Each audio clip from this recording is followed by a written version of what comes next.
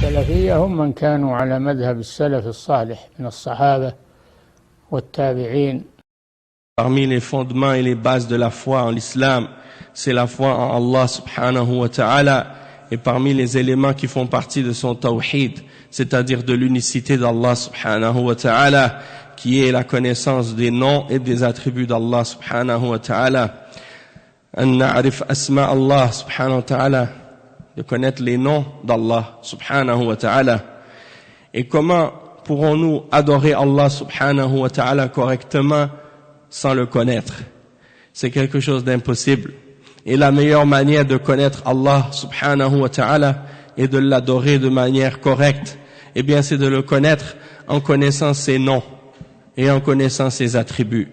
Et parmi un des noms d'Allah subhanahu wa ta'ala, il y a le nom Al-Wahhab. Al-Wahhab, c'est-à-dire celui qui est le donateur, celui qui donne de ses dons à ses serviteurs. Il fait preuve de ses dons à ses serviteurs et il donne ce qu'il veut à ses serviteurs. Et qu'est-ce qu'il leur donne? Il ne leur donne pas seulement la subsistance, la nourriture et l'argent, mais il leur donne également la foi, la guidance, la compréhension, la sagesse, et il leur donne également de toutes les choses dont ils ont besoin dans leur existence et dans leur vie. Et non seulement il donne aux êtres humains, mais il donne également à toutes les créatures qui existent, les djinns et les animaux et les plantes et tout ce qui existe dans la création. C'est lui, le donateur. C'est lui, Al-Wahhab, celui qui donne à chaque chose sa subsistance. Et on retrouve ce nom dans le Coran à plusieurs endroits. Et parmi les versets dans lesquels Allah subhanahu wa ta'ala a cité ce nom dans son livre, un des versets, c'est celui dans lequel il dit ce qui signifie « Ô notre Seigneur, ne laisse pas dévier nos cœurs après nous avoir guidés. Wahab lana min ladunka rahma, et fais-nous don de ta part d'une miséricorde. Innaka antal wahhab. Tu es certes le grand donateur, celui qui donne. » Et dans un autre parmi les versets, il dit ce qui signifie « Où est-ce à eux qu'appartiennent les trésors de la miséricorde de ton Seigneur, le Tout-Puissant, le Donateur ?» Et ainsi qu'un autre verset dans lequel il mentionne la parole de Sulayman, alayhi salam, le prophète d'Allah, lorsqu'il lui a demandé de lui offrir et de lui faire don d'un royaume et de quelque chose qu'il n'allait jamais donner à quelqu'un d'autre après lui. Il a dit, « Ô mon Seigneur, pardonne-moi et fais-moi don d'un royaume que personne après moi ne pourrait avoir. Certes, tu es Al-Wahhab. » Donc tout ça, c'est parmi les versets qui indiquent que Allah subhanahu wa ta'ala, un de ses noms, c'est Al-Wahhab. Donc il donne à ses serviteurs de toutes choses, parmi les affaires de la dunya et parmi les biens de l'au-delà. Tout cela est entre sa main. Et c'est lui qui donne le succès et qui donne la fermeté dans la religion. Et c'est entre ses mains que sont les trésors de toutes choses. Et il donne pour qui il veut et à qui il veut. Et il fait preuve de ses générosités dans ses dons. Et il donne à qui il veut par sa grâce. Et ces dons sont multiples et sont diverses. Et ils n'ont pas de limite ni de fin. C'est-à-dire que Allah subhanahu wa ta'ala, son royaume et sa richesse est infinie. Il est Al-Ghani.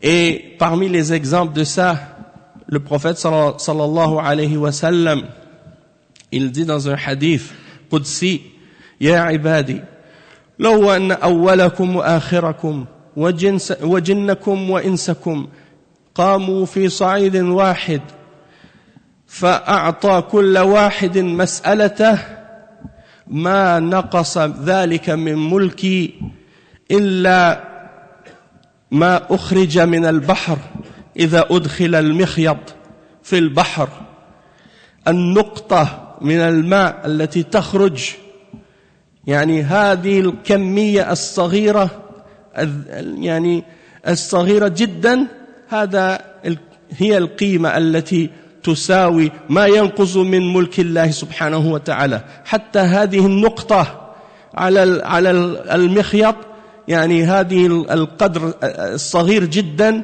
هذا يعني لا يساوي ما ينقص من ملك الله سبحانه وتعالى.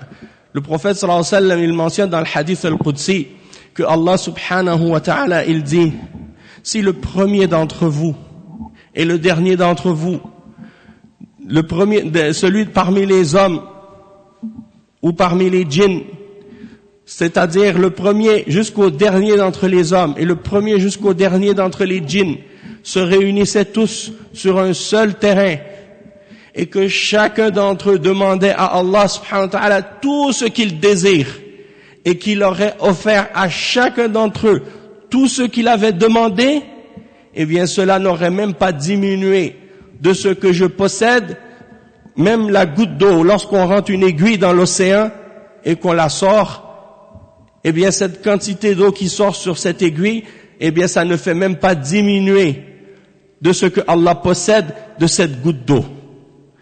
Donc Allah subhanahu wa ta'ala, il est immensément riche et il n'y a rien de ce qu'il donne qui peut faire diminuer de sa richesse. Et donc, il est très important pour nous de se rappeler des noms d'Allah, de les énumérer, de les comprendre et d'agir et de mettre en application la signification de ces noms-là. C'est pas seulement de les répéter, mais c'est également d'agir en conséquence, c'est-à-dire d'agir selon les noms d'Allah. Par exemple, si on sait que Allah il est Al-Basir, eh bien ça doit impliquer de notre part qu'on agisse comme des gens qui croient réellement en le fait que Allah est Al-Basir. Et quand on croit que Allah est As-Sami', d'agir comme des gens qui croient réellement que Allah est As-Sami', il entend tout ce qu'on dit, même si on parle en secret, même si on cache des choses dans notre cœur, même si on est seul ou qu'on soit en public, il nous voit en tout instant et en tout lieu, d'agir donc en conséquence. Et si on sait que Allah est Al-Wahhab, eh bien on doit essayer également de faire preuve de générosité dans les biens qu'il nous a donnés et de donner aux autres de la même manière qu'il nous a donné aussi à nous et de ne pas craindre la pauvreté du fait qu'on donne aux autres en pensant que si on donne ce qu'on possède, il ne va plus nous en rester puisque comme il nous en a donné la première fois, il est capable de nous en donner plus encore. Et quiconque donne pour Allah subhanahu wa ta'ala, Allah subhanahu wa ta'ala lui redonne encore plus de ce qu'il a donné. فَهُوَ يُخْلِفُهُ Allah subhanahu wa ta'ala, il va lui donner encore plus que ce qu'il a donné. Donc, ne pas avoir peur de la pauvreté. Parce que Allah subhanahu wa ta'ala, c'est lui le pourvoyeur de subsistance. Et aussi, en même temps, Allah il dit dans le Coran un verset qui signifie, et combien d'êtres, de créatures sur terre, qui ne peuvent pas porter leur subsistance avec eux. Et Allah leur donne leur subsistance ainsi qu'à vous-même. Alors il ne faut pas avoir peur de manquer de subsistance en quoi que ce soit, du moment qu'on sait que Allah subhanahu wa ta'ala c'est lui qui donne, et c'est lui Al-Wahhab. Et il donne aux croyants et il donne aux mécréants. Le mécréant qui ne remercie même pas Allah et qui n'adore même pas Allah, et il leur donne quand même. Donc s'il donne à ceux-là, pourquoi il ne va pas donner aux croyants? Surtout qu'il a dit que cette dunya, si elle valait quelque chose, il n'aurait même pas donné à un kafir une goutte d'eau. Si cette dunya valait l'aile d'une mouche ou d'un moustique, il n'aurait même pas donné à un kafir une goutte d'eau.